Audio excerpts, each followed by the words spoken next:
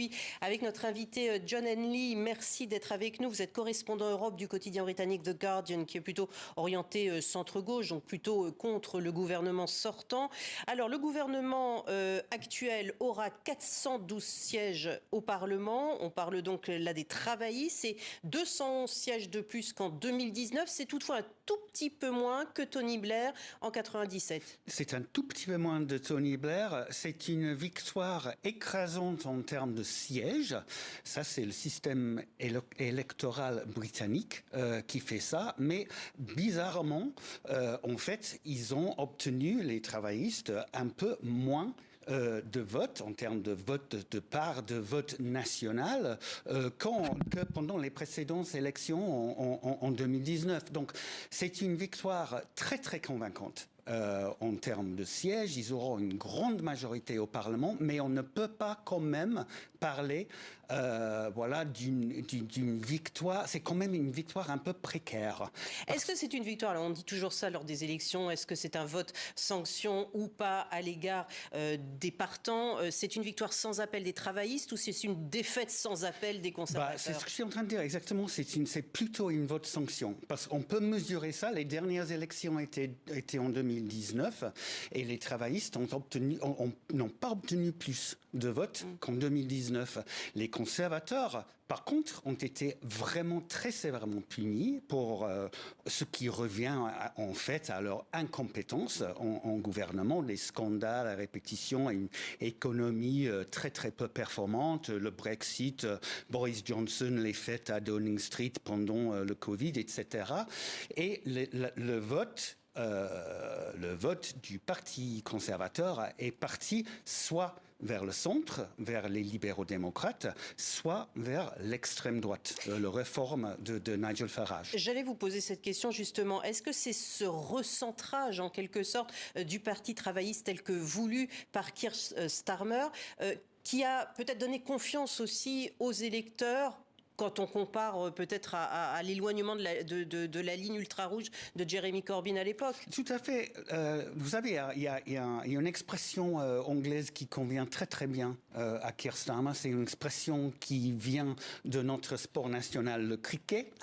Ça s'appelle « a safe pair of hands ». C'est-à-dire que dans le cricket, il faut savoir bien attraper le ballon, la balle, et pas la laisser tomber. Alors, Keir Starmer, c'est quelqu'un dans lequel les électeurs britanniques font confiance qu'il ne laissera pas tomber la balle. Alors, et on le dit aussi, pro-patron, pro-travailleur, on a l'impression qu'il veut plaire un petit peu à tout le monde. Oui, il est dans ça, il est vraiment dans la lignée de Tony Blair. Hein. Tony Blair, c'était quelqu'un qui martelait toujours que pour pouvoir redistribuer de la richesse, il fallait d'abord la créer. Donc voilà. Et il y a les moyens de la créer là ? C'est ça, c'est là où ça va être vraiment compliqué. Hein. Et le problème, c'est que pour ne pas faire peur aux électeurs centristes, conservateurs dont il voulait les votes, il a promis, par exemple, de ne pas augmenter les impôts, de ne pas faire endetter encore plus la Grande-Bretagne. Il mise complètement sur la croissance économique. Et le problème, évidemment, c'est que le monde n'est pas le même qu'en 97, quand Tony Blair a monté les mêmes marches de 10 Downing Street.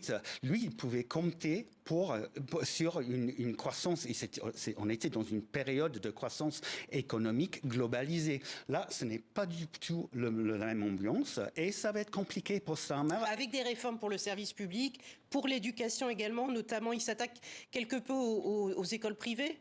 Oui, il propose d'abolir, il y a une sorte de réduction d'impôts possible pour les écoles privées qu'il propose de supprimer.